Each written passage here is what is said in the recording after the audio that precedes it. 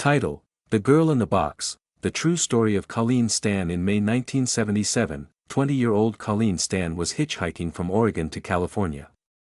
She was trying to get to a friend's birthday party.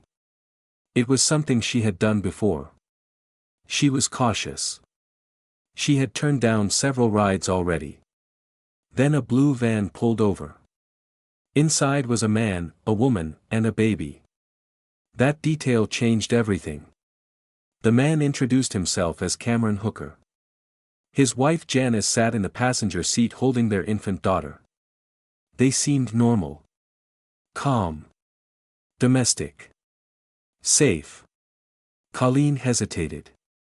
But she saw the baby. She got in. At first, the ride felt ordinary. Small talk. Polite conversation. Cameron talked about traveling. Janice barely spoke. After some time, Cameron suggested stopping so Colleen could use the bathroom. When she stepped out of the van, everything shifted. Cameron suddenly attacked her. He forced her back inside and placed a homemade wooden device over her head. It was a head box. It covered her entire head and neck, blocking light, muffling sound, restricting breathing. She could not see. She could barely hear. He tied her up. He drove her to a remote home in Red Bluff, California. And that was the beginning of 7 years of captivity. Inside the house, Cameron introduced her to what he called the company. According to him, it was a powerful underground organization that monitored people. He told Colleen they had eyes everywhere. If she tried to escape, they would kill her family. There was no company. But Colleen did not know that. Cameron understood something critical: control does not require chains if fear is strong enough. For the first months, Colleen was kept inside a coffin-like wooden box under the couple's bed. The box was barely large enough for her to lie flat. She spent up to 23 hours a day inside it. No light. No sense of time. No human contact. When Cameron let her out, it was usually to assault her or force her to do chores. Janice knew. At first, she claimed she was afraid of Cameron. Over time, she became complicit. She allowed Colleen to be used as a servant in the home. The baby grew up in the same house where a woman was imprisoned under the bed. The psychological manipulation deepened. Cameron drafted a fake contract. It stated that Colleen was the property of the company, and that she had voluntarily agreed to be enslaved. He made her sign it.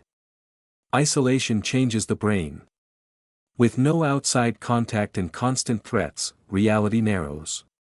Over time, Colleen began to believe escape was impossible. Even when opportunities appeared, fear stopped her.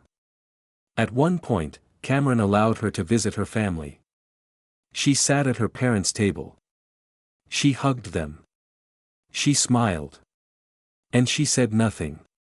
Because she believed they would be killed if she spoke. This is what long-term coercive control looks like. Not always chains.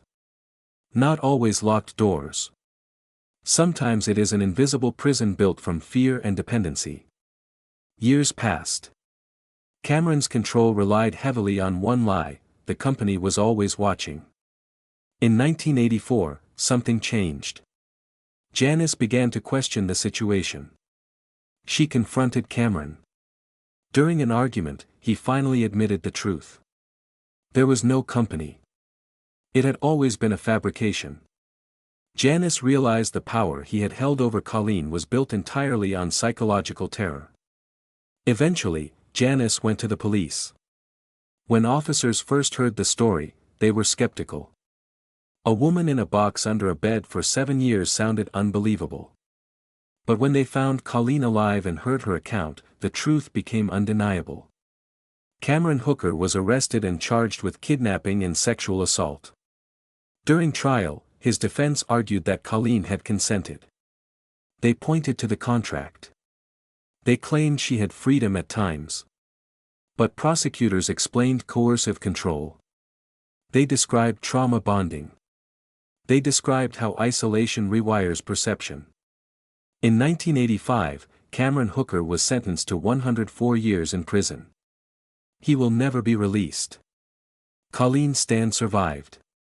After her rescue, she faced another battle, rebuilding her sense of self. 7 years in captivity leave scars that are not always visible. She later spoke publicly about her experience, helping others understand psychological abuse and manipulation. The most disturbing part of this case is not just the confinement. It is the method. Cameron did not rely only on physical force. He relied on belief. If someone can convince you that resistance will destroy everything you love, you may comply without chains. For years, Colleen was physically capable of running. She was not locked inside a dungeon 24/7. She was sometimes allowed outside. But she had been mentally trapped. This case became one of the most studied examples of coercive control in American criminal history. It forced law enforcement and psychologists to confront an uncomfortable truth: freedom is not only about unlocked doors. It is about perception. Colleen Stan entered that van because it looked safe. A couple. A baby. A normal afternoon. Sometimes danger does not look violent. Sometimes it looks ordinary. And that is what makes it terrifying. After Cameron Hooker was sentenced, many people assumed the story had reached its end. It had not. For Colleen, the years after her rescue were not a simple return to normal life. Freedom, after 7 years of psychological imprisonment, does not feel immediate. When someone has lived under constant control, the world outside can feel overwhelming, unpredictable, even frightening. At first, she struggled with basic decisions. Simple choices: what to eat, where to go, who to trust, carried unexpected weight. For years, her survival had depended on obedience. Now, she had to relearn autonomy. Psychologists later described her experience as a powerful example of trauma bonding. Hooker had alternated cruelty with calculated moments of relative kindness. He allowed small privileges. Occasional family visits. Brief periods of less restriction.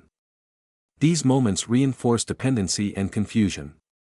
The brain adapts to survive. Experts studying the case noted how effective his manipulation had been. The fabricated organization, the company, functioned as an invisible surveillance system in her mind. Even when she was physically alone, she believed she was being watched. The threat to her family became the ultimate restraint. This was not a story of weakness. It was a story of engineered fear. Over time, Colleen worked with therapists who specialized in long-term coercive abuse. Rebuilding reality after years of psychological distortion is a gradual process. It involves unpacking false beliefs, confronting shame, and understanding that compliance under terror is not consent. She eventually began speaking publicly about her experience. Not for notoriety, but for awareness.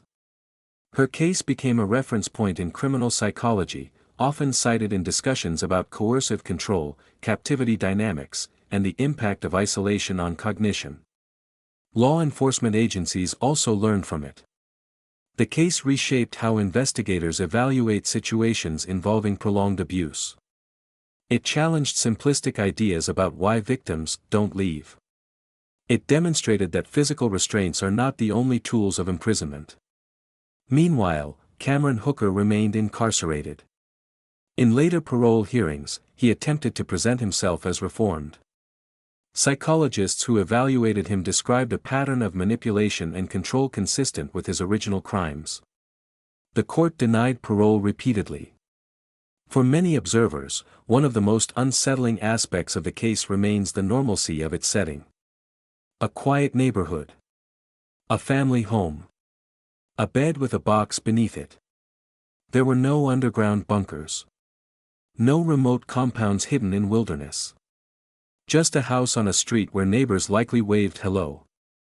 The story forces an uncomfortable reflection: how often harm hides behind ordinary appearances. How easily people trust what looks domestic, calm, safe. Colleen Stan's survival is not defined only by what was done to her. It is defined by what she rebuilt afterward. Her case continues to be studied not because of shock value, but because it reveals something deeper about human psychology. Control does not always require visible change. And resilience does not always look dramatic. Sometimes it is quiet, slow, persistent. Sometimes survival means reclaiming your perception of reality, one decision at a time.